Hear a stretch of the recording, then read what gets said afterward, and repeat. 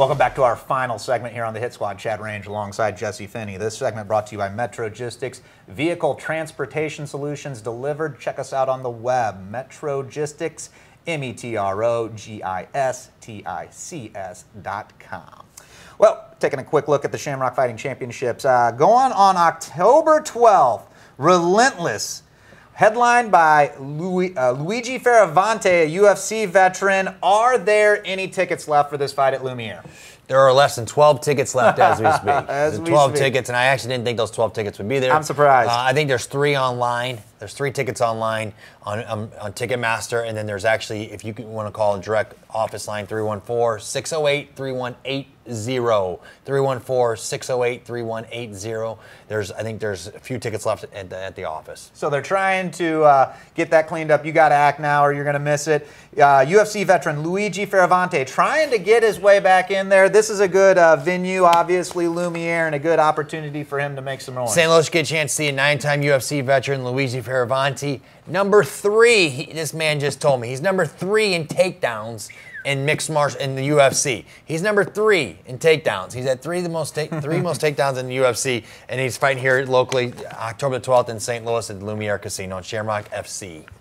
And tickets for Shamrock Fighting Championships Invincible. That's happening on December 7th at River City Casino. They go on sale. That one's going to be headlined by UFC veteran Adam Sella, who is on the fast track to be right back into the octagon. Right back at it. I got to tell you something. Best place to ever watch a fight in St. Louis. Intimate atmosphere, 1,500 people, absolutely awesome venue. If you haven't been to River City, their new convention center, it is awesome. I've seen 2 concerts there now, possibly a third. You can just come up Jamie Johnson. So you're at River City, kick us some tickets. No, I'm kidding. They dumped some money into that place. Man, they've done a great job. If you haven't been there in a while, go check it out. It's much different than what you will remember. Something about Shamrock FC, and I say this, is that, it's not just about the fights, it's about the whole experience. And it's not just, going to go watch a fight. It's about an experience to go party, have a good time, take your wife, your kids, whatever you want. It's a good time.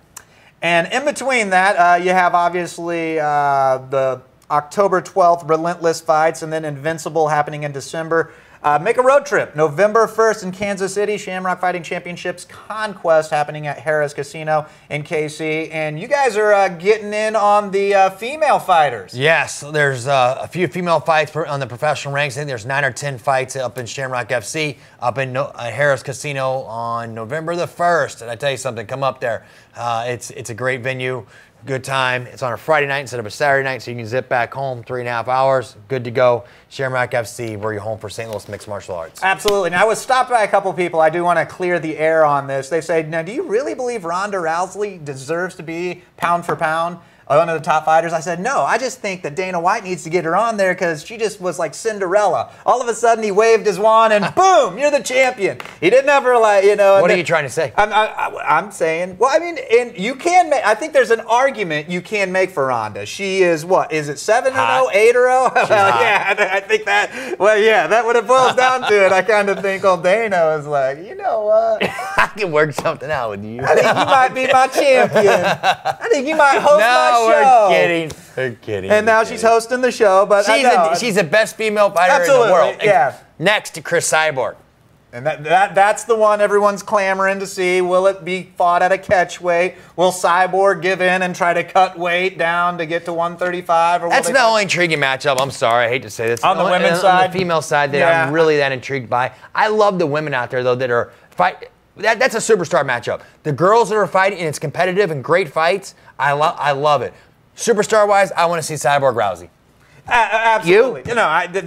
You nailed it right there. I just feel like in this sport with the women, get your mind off Rousey. This is the one sport that they can have like equal footing. Like nobody really, I'm sorry women, the WNBA doesn't really compare to the NBA. You know what I mean? But if they're able to kind of take the bull by the horns here, and now agree with me or disagree with me, do you think they're maybe a little behind the men as far as the Brazilian Jiu-Jitsu seems to really be dominating? They're behind. They're behind in mixed martial arts. Right. And here's the reason. And nothing, not bad. No, I mean, but guess what? I mean, the men started a long time ago. Exactly. So, I mean, they're going to be 10, 12 years up on the females. And, in 10 and 12 years, I think the women will surpass the men right now than they are right now.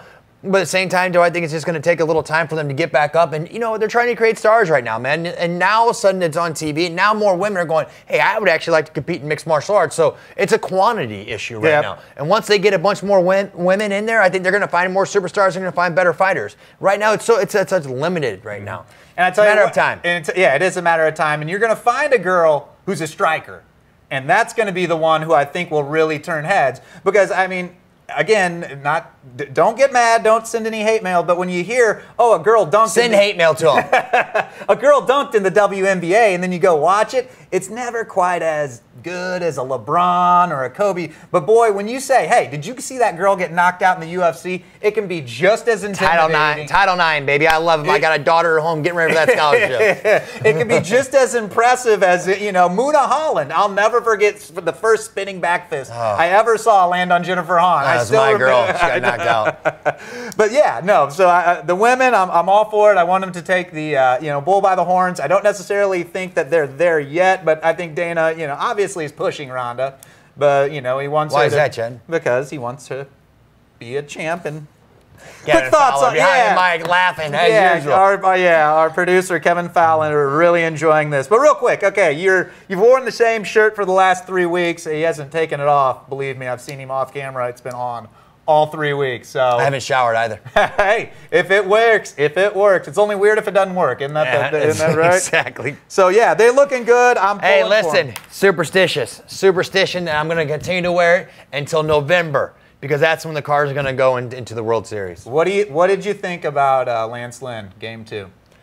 You know, I like it. I do like it. I would have personally went with Shelby Miller. That's just my personal opinion. But I think that just because Shelby's been so dominant at home and has not done really well on the road, but you can't go wrong with Lance Lynn. I really do believe that. You look at his last couple starts. You know, Lance is I think a little bit more of a head case a little bit. But I also think that he knows when it's time to shine. And look at him in the World Series and the playoffs in the past. The guy has kicked butt. So how can you go wrong against him? What's your thoughts? I like it. I love Joe Kelly pitching on the road. I do too. That guy, he's a bulldog. Man, I agree with you. I loved the number 3. I love the number 3, and maybe I would have went with Shelby too. But that's a tough call, and it's one that he's going to catch flack if Lynn doesn't win. You know what I mean? It's just one of those. You know what, man? Damned if you do, damned if you don't. He really would have caught flack if taking Yadier Molina out against the Cubs if they had came back out and won that game, and then Atlanta would have won, and now we're playing Dodgers first round. It's the Cubs. I know. I mean, you know they're gonna mess it up. It's the Cubs. True. I tell you, I was nervous. I was nervous, and I was thinking, oh, please don't, please don't, please don't. But I'm just glad the Pirates are where they're at. But like I said, they feel good. Feel good all you want, but I feel good to send them back home. I love it. Quick thought on the Blues. I think they're having a good season, man. They're starting here Thursday night, so it'll be an exciting time to watch. And hey, listen, you know what? They're going out. They got a great, and they have a very solid team. I think they're on a scale of 1 to 10. They're maybe a 7, 8. I'd say an 8, but you know what? Give me a number 10 on your effort, and I think you're gonna get a lot of fans in your direction. And I know. You thought the Rams were going to surprise some people on Thursday night when they played the 49ers. Well, they surprised me. Unfortunately, yeah, they did not show. What's your thoughts on the old St. Louis Rams right now? I always got to give my thoughts. We just want to know. I think that, the fighter's perspective. I think that, you know, they sucked. I mean, let's call it how it is. It is what it is. It is what it is, but at the same time, I think game, though. They're the youngest team in the NFL. Right. I said they're going to be 2-2. Actually, they're 1-3. I do think that they're going to be, 2-4 after this week. Hey, give us some time. I said at the beginning of the year 8-8. I still believe that. I do, and I think that if we're going in the positive direction, let's do it. But at the same time, the kids are playing hard at times. And hey, I think that. Youngest team in the NFL. You live and learn. You live and learn. Yeah, what's your thoughts on them? Kurt Schottenheimer, I just kind of wish he'd opened up that. Believe me, I grew up on Marty Ball and Marty Schottenheimer, so I've kind of that offensive name or offense in the name Schottenheimer kind of make me a little. So I'd like to see them kind of, maybe throw the ball downfield a little more. If they really don't have much of a running game, it's just kind of their hands are tied. I'm a Bradford fan. I want them to do well and.